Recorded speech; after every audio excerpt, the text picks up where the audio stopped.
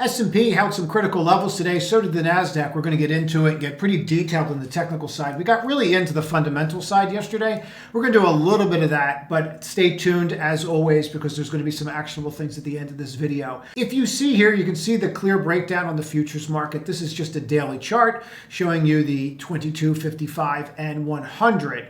Comes all the way down, tests sideways, and now everybody's giddy and everything's fine. I don't know that everything's fine. I think everything's fine with the ES, and I think if you look at the S&P 500 futures market, you can see exactly where we got to. Came right back down to that 100 level, right through these others, and now they're all flipping and they're stepping up, which is exactly what you want to do. But the S&P is very different than the Nasdaq, and this is actually broadening out, and we're seeing more development in different sectors besides the XLK. And we'll talk about Apple and what's going on there, but obviously that huge move that it had today and for the past 2 days. But the top of the H seems to be the battleground. You'll remember this is from the FOMC, and the first meeting that they had comes all the way down. This is when the speech ended. Then, of course, we had that 100-day hold right here, which tied into July, tries to bounce back up, get through election day, right forming the top of this beautiful H. And you can see it right here. If we just clear everything off for a second, this is the last Fed FOMC meeting, which is obviously tomorrow. And then you just see the H forming the failure H bounce, the retest of that, and then it kind of held, but not really. It actually broke. And then you just started ripping. And then we have what we refer to it as where we got deep-seated. And then that ties right in line with where the FOMC meeting. Isn't that a convenient time for that to happen? But what we need to figure out is where do we go from here? Now, usually when you look at things like this in regards to the ES, and you could see that breakdown from Sunday, and you got right to that level, and you were not able to get above it. The retracement's the retracement. Whether it stays or goes remains to be seen. What we have to do first is get through the FOMC. As always, you're going to want to subscribe to this channel and click all notifications. 27% of you that watch these videos don't subscribe, so make sure you hit that button to subscribe and click all notifications because these videos do come out at different times and you want to be notified because they're all connected. But to get back to it, right here you have January, and here we are on the 29th. And we have a 2.7% chance. A day ago, we had a 2.1% chance of a cut. And that's going to see right here, the E's, no change, 97.3. There is no chance of them really doing anything. I think that this is going to be one of those meetings where we realize that the Fed has really just lost its luster and power. We're hoping he doesn't have another just awful performance because December's performance was absolutely awful. If you go out further, the chance of an ease when you get out to March goes up to about 31%. And then if you go out to May, that's when you start getting to that coin toss level where you have a chance of some kind of cut. But until then, they're really not planning on doing a lot here. And they don't carry the same weight right now with everything else going on. And that's a good thing. That's the way it's supposed to be. They're not supposed to be in the forefront. They're supposed to be in the back. We're not even supposed to know that they're there. That's the way it's supposed to move. It's supposed to be orderly and efficient. It's not supposed to be in our face as it's been for the past 4 years. And if we look at what we're seeing here, we got right to the top on the 10-year again. Let's just mark that off, and we're just going to drop it line right there. And we're going to drop in that 22, 55, and 100 for us. But here's what's important about that. They got right to that 480 level, filled the gap, which takes you back to November when bonds rallied. And then we started to do exactly what we do. You remember this November where they said we're going to stop raising rates. Came all the way back, even though they did 100 basis points in cuts. And now all of a sudden we're in that position where what? Well, all of a sudden we're going to have some real problems here. If we think we're going to get to that 5%, we're just going to sit here. And this is where the CPI was. So it's going to be really interesting to watch the bond market tomorrow. But the bonds are doing exactly what we need them to do. And you're seeing this with the 10-year back down to that 455. If you look at the 20-year, you have nothing but buying. So they really are not setting themselves up here and telling you that we're in any kind of real problem. And I think that's very important to get. Now take a look at the dollar for a second. And we can see that the dollar recently has come off that huge rally and started to retrace some. So you're starting to see some of these things revert to a norm. And that's exactly what we want to see. That reversion is what we want to see because that's going to keep us alert. And quite frankly, it's going to keep us looking at the ES. Because then when you go and look at the ES, you're going to go, okay, well, this makes sense. The broadening out of the market makes sense. Now, let's tie this into the Nasdaq for a second, get into sectors, and start looking at some things. Now, to start with the Nasdaq, we're just going to zoom out. We're in the 4-hour chart right now. We're going to take a look at this from the FOMC that happened here that's going to tie into July 11th CPI month over month, the top of the H, which is the same that we had to deal with before, and then the at the highs. What you're going to note as we start to drill into this is the obvious, that we are nowhere near where we were in regards to what? We're nowhere near in regards to where we were with anything else. In other words, where were we in regards to the ES and some of those sectors? You're fighting the 55 and the 22 in here. Now, people are going to get all giddy because you didn't take out a new low. Quite frankly, you were better off taking out a new low, getting that cathartic move down, and then rallying and rebuilding. One day is usually not how this stuff goes. Usually, this goes to a 3 count, and I'll show you what I mean in a second. But when you start to see these kinds of drops and you're like, okay, well, great, we held this level, which we did, which is good. Now we need to see earnings, which we're starting to see, and some of them are good, some of them are not. We're going to get to some of them, but the top of the H is a problem, and we're battling in here. So when we get to this on a 15-minute and we start to drill into this level, you're going to note something here that you're starting to see the 22, and I don't really understand why yet, but you're starting to see it point down a little bit, 55, no, and again, you need to stay above this level. Like if you had a level that is pretty much the cat's pajamas, it's right here. It's 21,500. You have the 22, the 55. It's also the end of the FOMC last meeting conference call, and it's also the July 11th CPI negative month over month level. Like if you had to find a level where you need to stay above, it's right here. Now the good news is you've tested that level at 2 o'clock today and you bounced off of it. So that takes us into earnings and what we have to deal with later over the evening with ASML and what's going to go on with semiconductors. But if you really look at this, what do we have today? Well, we had a nice rotation into some of the software names and some of the other names that are going to benefit greatly from what may be transpiring with DeepSeek. There's definitely some things there that are true, and there's certain things that are becoming clearer, that there's more issues out there that we're going to address. And some things are starting to, look guys, this is going to be dynamic as this data comes out. Okay, not everything that we know yesterday is going to be factual to what comes out today. I'm just going to state that. And case in point, we'll get to it. But when you see these levels, you're holding for now, and that's what you want to focus on. And I'm going to address what I mean by this. So we all know the DeepSeek news at this point. If not, what you want to do is you're going to want to watch yesterday's video. I go into it in great detail, and to get a better sense of the markets, watch Saturday's video. I'll link that at the end as well. But if we go here and take a look at BABA, okay? BABA comes out with a statement at 2:30 and just says, oh, we have one too. We have an AI too, and it's better than DeepSeek. So when you start seeing this kind of stuff, it starts to become a little disingenuous. And quite frankly, where were these things? And that's starting to pop up a little bit more here, where how do you have this? How come you're not telling anybody? Why are you telling everybody now at 2:30 on a Tuesday before Chinese New Year? Right before your markets close, okay? This kind of stuff starts becoming a little suspect, right? Into when? Earnings, all right? So this stuff starts to become somewhat suspect, and it starts to put some credence out there as it could be some kind of issue. Now, whether they do or they don't, but just this miraculous thing where all of a sudden we're not gonna have one but two are all of a sudden gonna be better than anything else in the world, and they're all doing it with, $5 million in chips and a couple hamsters. It becomes an issue.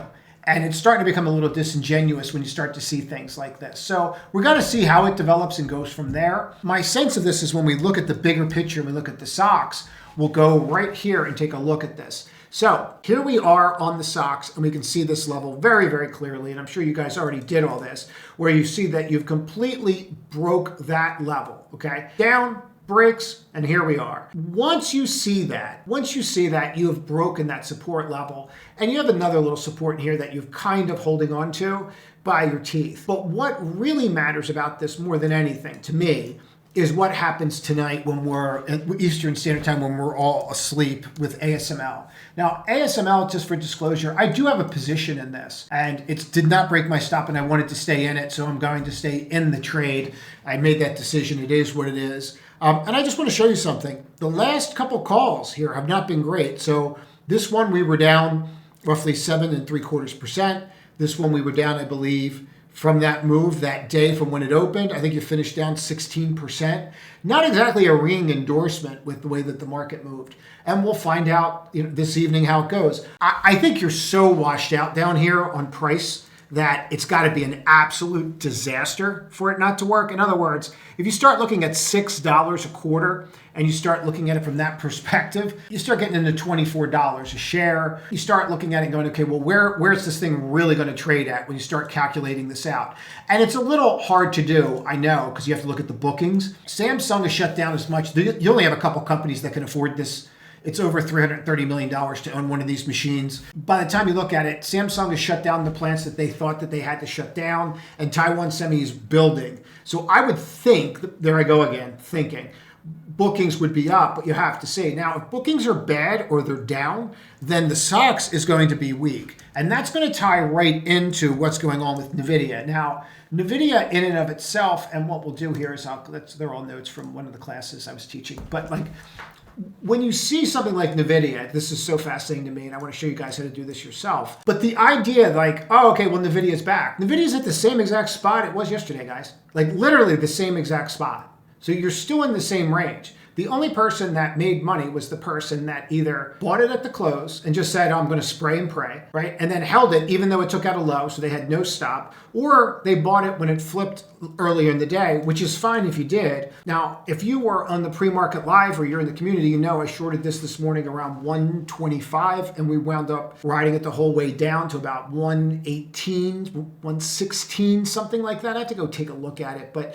literally down in here is where we wound up getting out of it. I want to walk through that trade step by step on how we did it. I got to make sure that I have it mapped out perfectly to explain it all from where the pre-market entries were and why we did what we did. And then all we were doing is just using the previous close as that drop dead level to get out. To me, that was the easy trade. And that's the one that I took. But when you're starting to look at all this and you're trying to get involved in all this noise and hope and pray that it holds, it's not a process. It's a pipe dream. So I think you really need to be careful here. I know a lot of people are getting really giddy because it's trading up. I think you're down a little bit after hours. Where are we? So, and it doesn't matter. I mean, look, you're going to be 5% one way or another tomorrow. ASML is good. You're going to rock and roll. You'll be at 136 is what the measured move shows you. I'll do the measured move. I'll show you how to get there. When you look at something like this, you have to understand it is what it is. All you're doing is rallying because everyone's like, oh, it's fine, it's okay, everything's okay. Everything's not okay. You came down and you cracked hard. And this is where people, in my opinion, run into a lot of problems. And it's why I'm spending a lot of time on it. When you break like this, just the mere fact that you're like, oh no, we'll just bounce off of this and miraculously we're just going to take out highs. Only a couple of reasons that's going to happen. You're going to have ASML talk about the backlog that they have going forward, which will come out tomorrow. Or you're going to find out that DeepSeek didn't do it for $5 million and 3 hamster. That they did it and it cost them like $4 billion to do.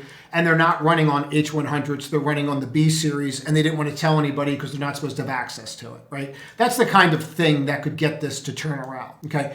And we're not going to have any way to know that, and conveniently or inconveniently or just coincidentally, you know, they have their new year right now, so they're completely shut down, I think, until Monday or Tuesday Eastern Standard Time. So we'll see how that goes. But nevertheless, can you get back up here? Yeah, you could probably get back into this range fairly easily if ASML crushes. If it does, go for it. But this is what I want to give everybody, just a really quick guide, because one of the things that you should be looking at every single day when you're trading is just trying to figure out where something's going to go. Just look at average true range.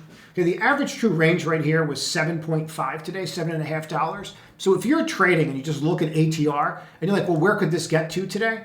Well, if you took a look from here down and you measured from that area and you came up, you're going to get $7.50 roughly in that area. Now you're obviously higher than that. It's not an exact science, but it gives you an understanding like it's not a big deal that you're back to the 127 and change level. You're still in the ATR. Nothing's changed and you're literally right against a resistance point. But you guys already saw all that stuff right here where you're sitting. The point that I'm getting at is nothing would make me happier than this to rally. I did exceptionally well with this stock for years, but you need to let this stuff change itself out. Now, you do have some other developments that are coming out that I think are pretty interesting. Meta had a statement today from their chief scientist. Let me see if I can find it real quick. Now, what the chief scientist at Meta is saying is this. To the people who see the performance of DeepSeek and think China is surpassing US, you're reading this wrong. The correct way to read it is open source models are surpassing proprietary ones. DeepSeek has profited from open research and open source. PyTorch, whatever the heck that is, and Llama, which I do know. But here's the thing that I need you to get from this. As we get this data, and this data comes out, it's going to be day by day by day, and it's going to be dynamic. So why we think it's one thing, it could be something else. In other words, did it matter the chip Or did it matter that it was open source? If everything else was open source, would you really need the same level of NVIDIA chip? If everything was open source, would you be able to use the more advanced NVIDIA chips sooner? So there's all these moving parts to it. And until we figure this out, I just want people to understand that this is going to be extremely dynamic. There are some huge beneficiaries of this. If the efficacy is correct, software benefits the most. You've seen that in these software names and the way that they're moving. But I do think it's important to get what he's saying here. They came up with new ideas and built upon them on top of each other people's work. Because their work is published in open source, everyone can profit from it. That is the power of open research and open source. One of the names that we've been trading since yesterday was when that came out, was just Meta, because it made perfect sense. They were using Meta to figure out how to build DeepSeek. And once you got that, you're like, oh, okay, well, this makes sense. The other thing that people seem to be confused about is the role of a hyperscaler in this. And so a hyperscaler is one of these companies that's buying the data centers, buying the chips, buying the AVGO products, buying the NVIDIA products, right? Meta doesn't want to spend $80 billion. The stock shouldn't be going down because of that. It's the same thing with Microsoft. When these things dropped on that, it didn't really make a tremendous amount of sense. Because basically now you're telling me that they might be able to do something cheaper and more efficient, all right? And that's obviously going to lower their CapEx, unless they're just going to go forward with the CapEx. And if that's the case, then how fast does AI really ramp up? That's a completely different conversation. But I do think that when you start looking at Microsoft and Meta and you're trying to equate those moves, or Google or Amazon, which Morgan had a really nice piece on, which we're not going to get into today for time's sake. But when you understand why they're hitting highs, and then you're thinking, well, that means NVIDIA is going to come back. No, it means quite the opposite. Because NVIDIA or any of these companies, they might not need to ramp up as fast. They might need to do more work with what they already have before ramping up to the next thing. And I think that's the part that people are missing. And quite frankly, I'm going to just be blunt. I don't think anyone has the answer to it. I think a lot of people can say they have the answer to it. I think a lot of people can look at the chart and say, oh, buy the trend line. When you get into this level of detail that we're getting into, there are trend lines here that got crossed like a mofo yesterday, for lack of a better term. Okay, technical analysis doesn't mean anything when this kind of stuff starts to happen. It is completely immaterial. So if you can sit here and we can all draw things after the fact and go, oh, look, we stopped right there. Great.